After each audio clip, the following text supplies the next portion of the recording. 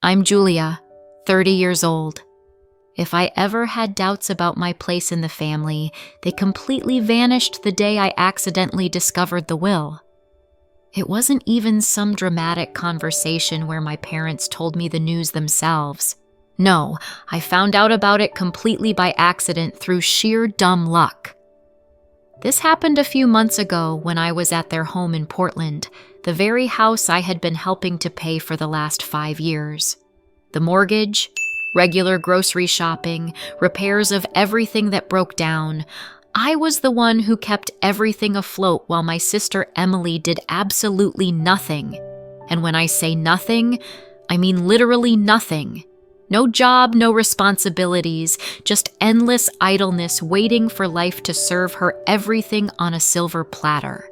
And, apparently, my parents were only too happy to provide her with such a life. That day, I was helping my father with some documents.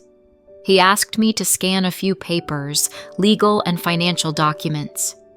I didn't even think twice about it until I saw a folder labeled Inheritance Plan and Last Will.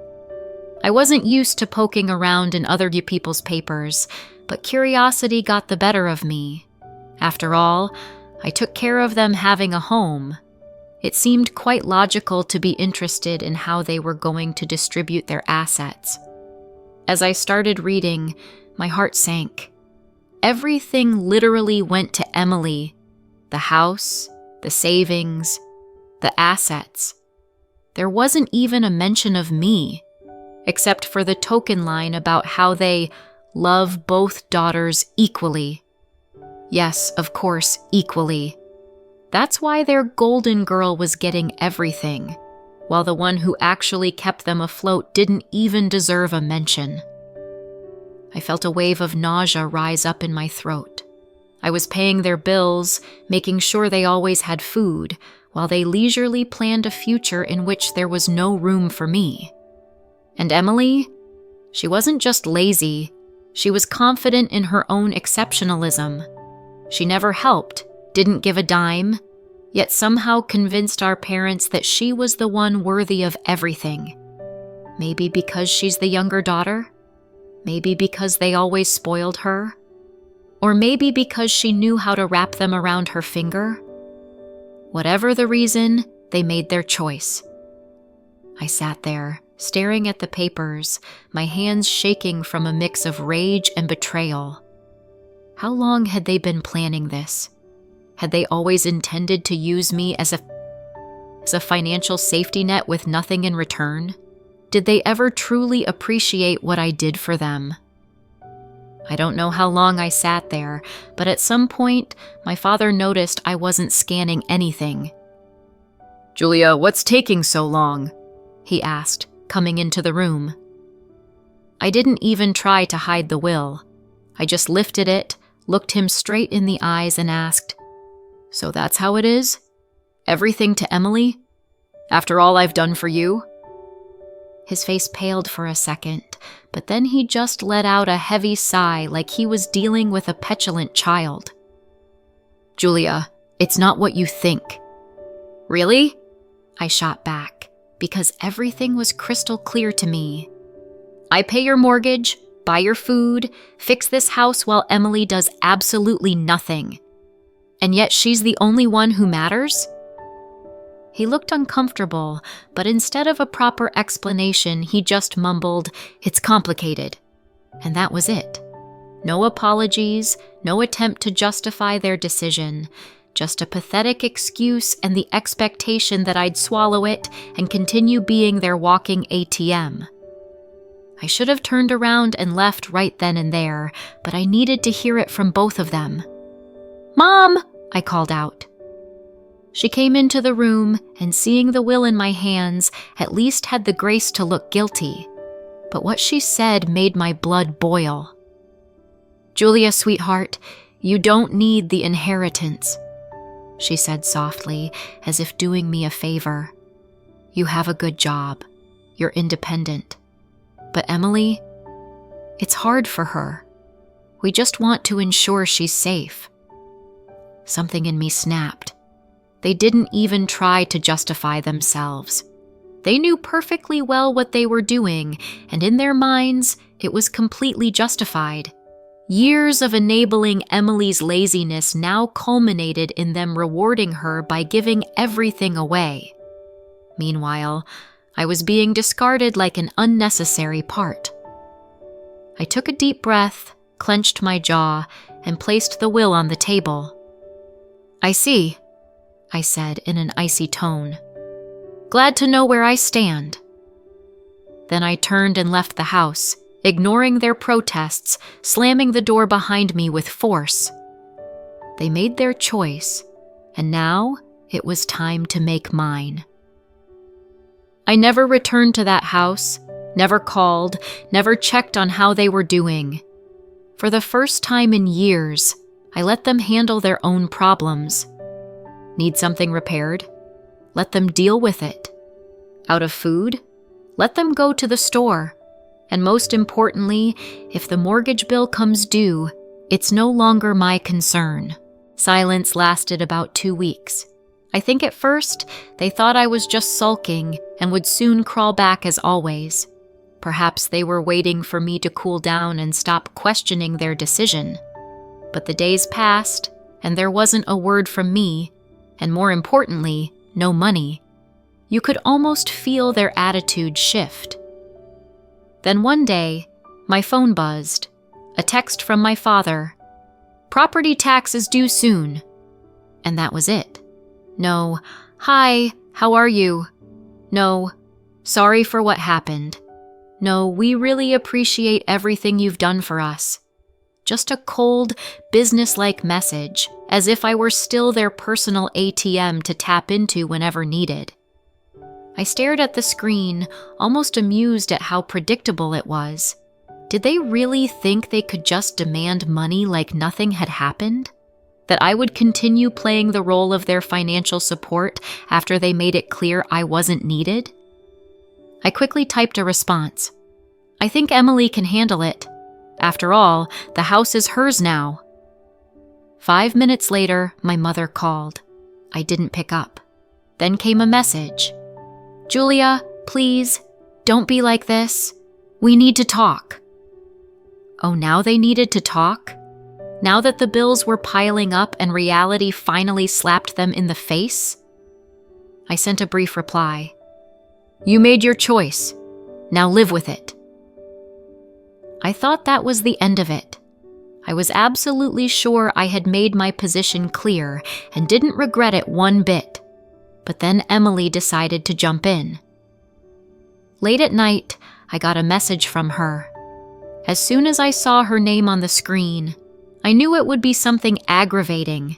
I opened it, and of course it was full of arrogance. "Hey, what's with the drama?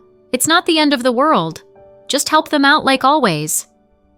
I almost laughed. Not the end of the world? Did she seriously think I had no right to be angry? I immediately replied, "No, I think it's your responsibility now. After all, you're the favorite." Oh gosh, are you seriously upset over some will? Grow up already. It's just money. Sure, now that the money was hers, it didn't matter. There was an ironic twist in that. But since it's just money, it shouldn't be hard for you to spend it on the mortgage, right? I wrote back. Silence. Moments later, another message from my mom.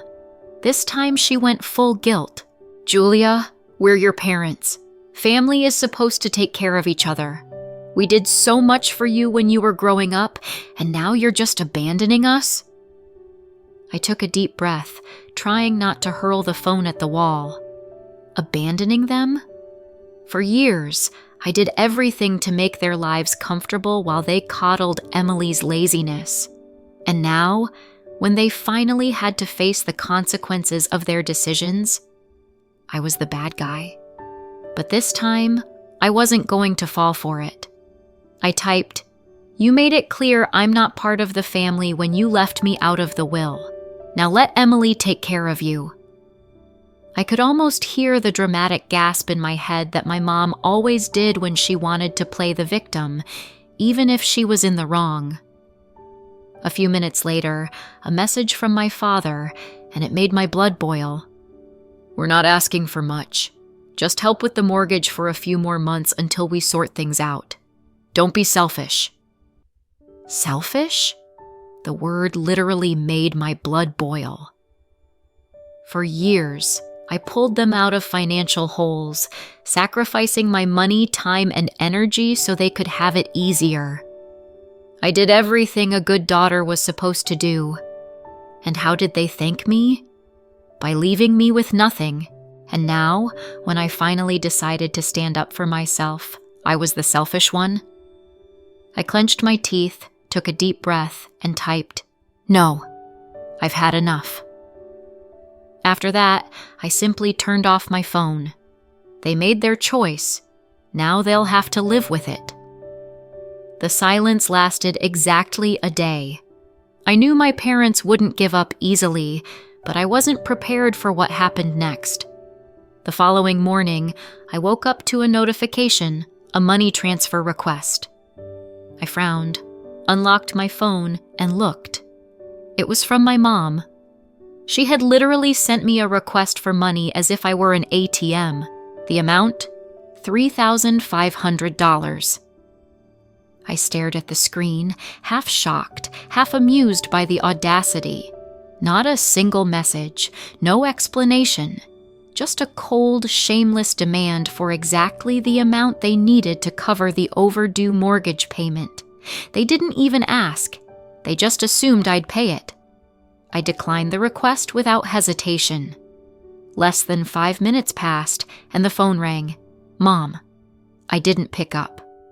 A message followed. "Julia, I know you saw the request. Why did you decline it?" I didn't rush to answer. Finally, I wrote, "Because it's not my responsibility. Try Emily." Another call, rejected. New message. "We'll lose the house if you don't help us." Oh, now it's a dire situation? After all those years of me being their walking wallet, they finally felt the consequences of their choice. "Should have thought of that earlier when you decided I wasn't important," I wrote back.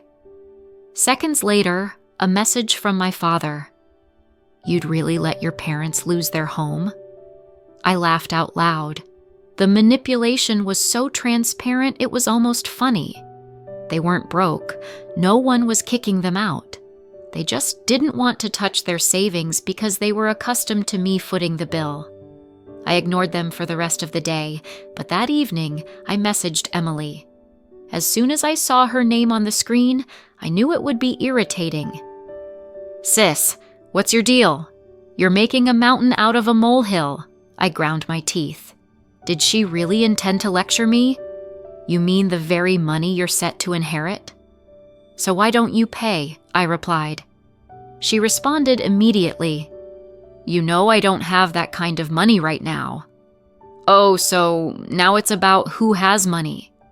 When I spent my savings on them, it was the norm. But as soon as it came to her turn, suddenly she doesn't have money. "Well, sis, I think you better figure it out. They chose you." There was no reply.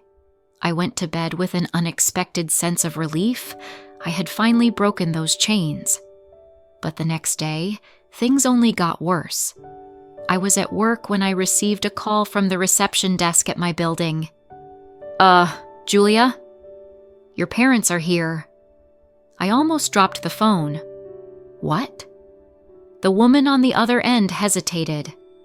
"They say it's urgent, and that you're not answering their calls." Oh my God, had they really come to my home just because I stopped paying their bills? I took a deep breath, pinched the bridge of my nose, and replied, "Don't let them up. I'm not expecting them." An awkward pause followed. They're being a bit persistent." I clenched my teeth. "I don't care. Ask them to leave." Almost immediately, I got a message from my mom. "We're downstairs. Open the door." No questions, no explanation, just another demand. I didn't reply. Another message came through. "We're not leaving until you talk to us." I exhaled sharply, leaning back in my chair. They weren't backing down. Fine. I was ready to teach them a lesson they wouldn't soon forget. I grabbed my keys and made my way downstairs, each step fueled by righteous anger. Fear wasn't there. I was furious. The audacity to show up at my home uninvited, demanding money as if I were their personal ATM, was beyond belief. They didn't even call first, didn't attempt an apology, just bold, brash pressure. They genuinely thought they could corner me, force my hand like some errant child? I yanked the door open.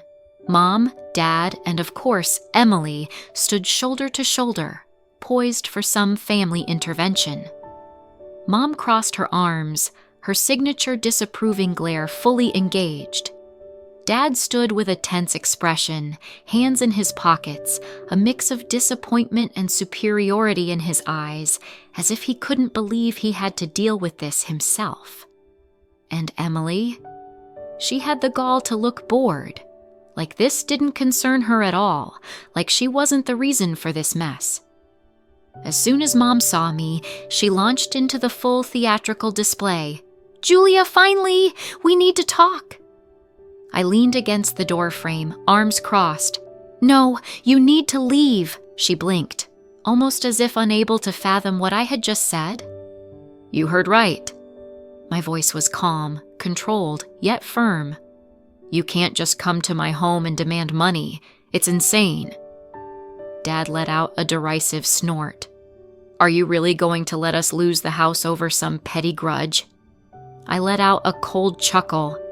"Petty grudge? You mean the one where you decided I'm good enough to pay your bills, but not good enough to be in the will? That grudge?" Mom gasped, her hand going to her chest like I'd struck her. "Julia, that's not fair. We just did what was best for the family." I tilted my head, looking at her with clear curiosity. "Best for the family? You mean best for Emily? Just say so." Silence. Heavy, thick silence. Emily, who had been suspiciously quiet, finally decided to speak.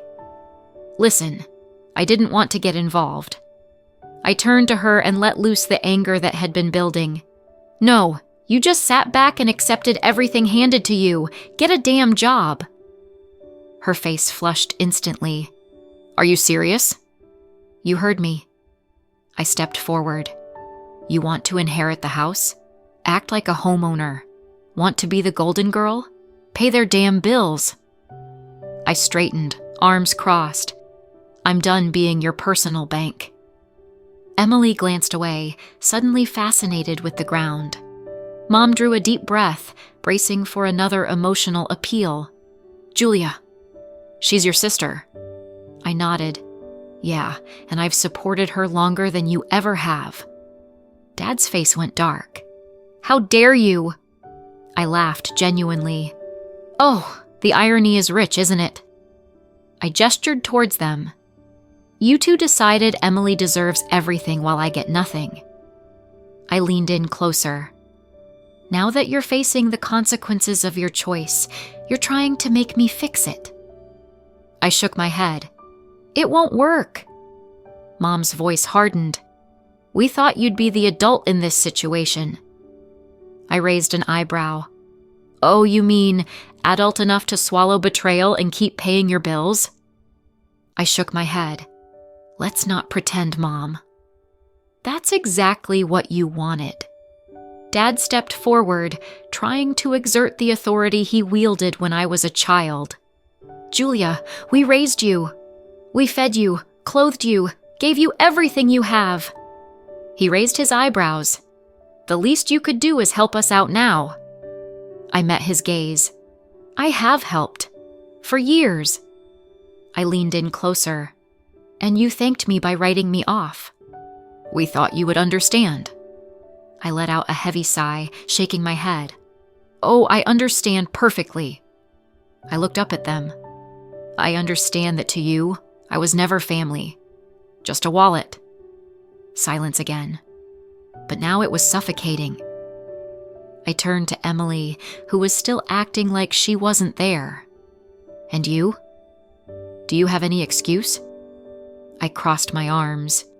You've had years to grow up, to take control of your life, to do something, anything. But you didn't. I paused and then looked her straight in the eye to deliver the last thing I had to say. Because you knew they would always take care of you. I squinted. And when they're gone? You just expected me to pick up the slack? What do you want me to say? Emily finally burst. I didn't ask for this. I nodded slowly. Exactly. You didn't ask. You just took advantage. Her mouth opened but then closed again. She had nothing to say. Mom made one last attempt to guilt trip me. We're family. I looked at her for a long moment, then slowly responded. Exactly. So why did you never care about me? She froze. No words, no excuses, nothing. I took a deep breath, feeling lighter than I had in years. We're done. I turned, went back into my apartment, and shut the door in their faces. I hadn't even reached the couch when my phone buzzed. A message from Mom. You're really going to abandon us? I smirked, typed out a response. Number, you abandoned me. I'm just finally at peace with it. I hit send and then blocked their numbers, but I hadn't anticipated how much it would escalate the situation. In less than a day, it spiraled out of control. I started noticing posts on Facebook. My parents had never been particularly tech-savvy, but somehow they knew how to stir up drama on social media. At first, I thought it was just one of their theatrical antics, given their penchant for airing family grievances publicly. But the more I scrolled through the feed, the clearer it became. It wasn't just about me stopping financial support. The posts were disguised as familial love, but were actually veiled shots taking aim at me. Mom posted something along the lines of, I didn't raise my children to forget family values. And in the comments, her friends chimed in about how I was a disappointment and had forgotten what was important in life. Dad added his own bit. A real family doesn't abandon each other in tough times. We gave everything to our children, and now we get this kind of gratitude. Our daughter, who was supposed to help us, chose to leave. And he tagged me in the post, ending it with a passive-aggressive, I hope you're happy now. But the biggest blow came from Emily. I should have expected she wouldn't miss the chance to add fuel to the fire. She made a post full of lies. Some people think family is all about money. They don't understand that family is about love and sacrifice. I would do everything for my parents, but some people just can't grasp that. They're too focused on themselves to understand that true love is caring for those who raised you. Of course, she added a thinly veiled jab at me.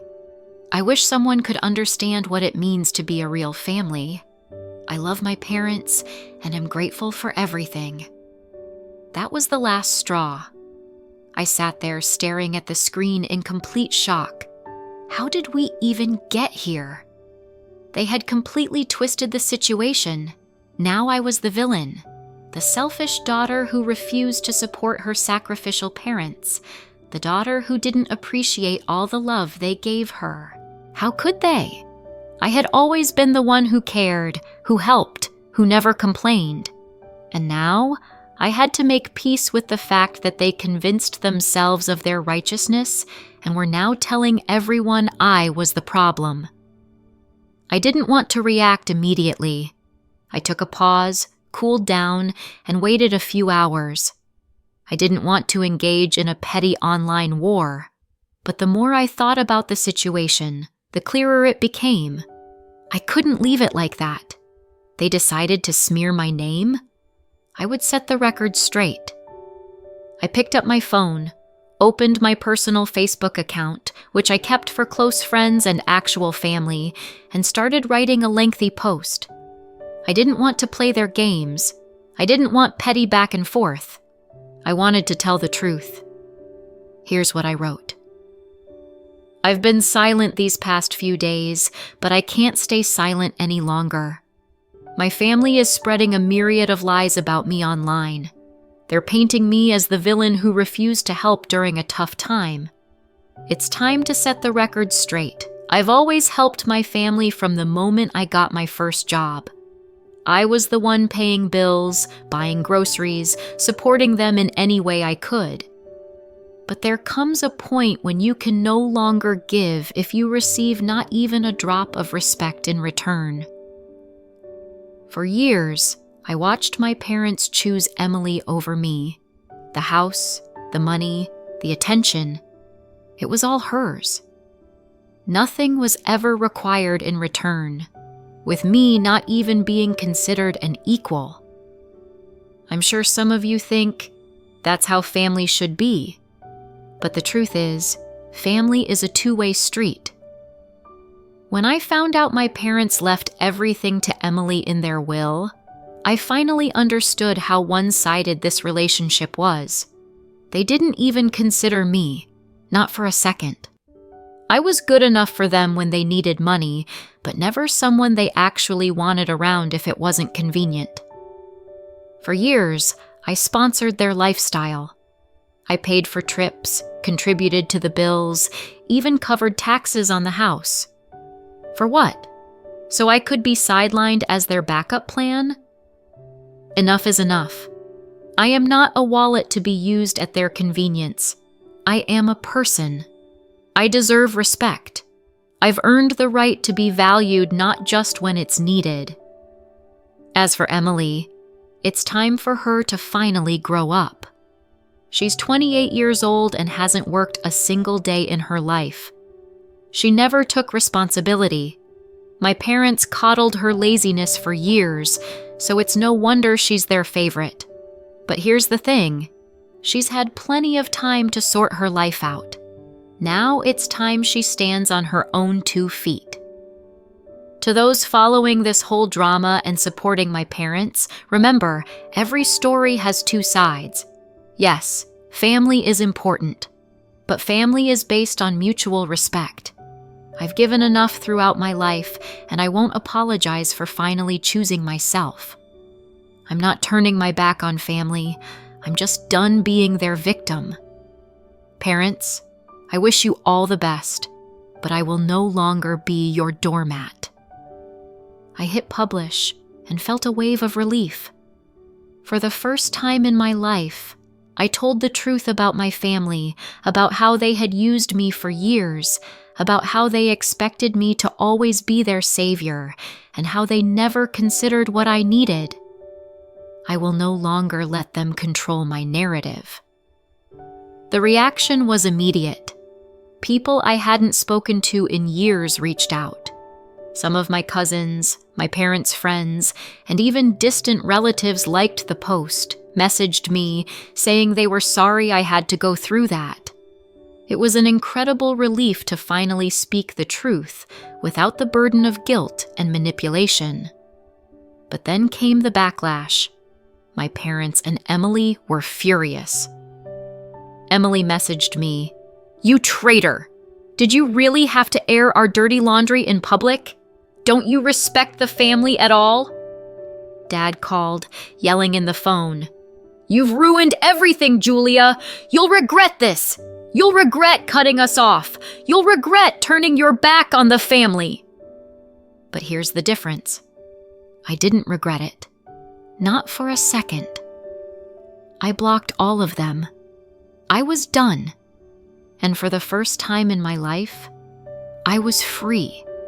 Free from their toxic influence. Free from being the scapegoat. Free from the endless expectation that I'd fix their problems time and time again. As the days went by, I felt a weight lift off my shoulders. I was done being the person who was only expected to give and receive nothing. Now I had the freedom to live the way I wanted. So no, I don't feel guilty for cutting them off. I deserve better. I still deserve better. And from now on, I choose to surround myself with people who value me for who I am, not for what I can give. It's time to move forward. And I will. Did you like the story? Write your opinion in the comments. Don't forget to subscribe to the channel and turn on notifications so you don't miss the next interesting story. See you tomorrow.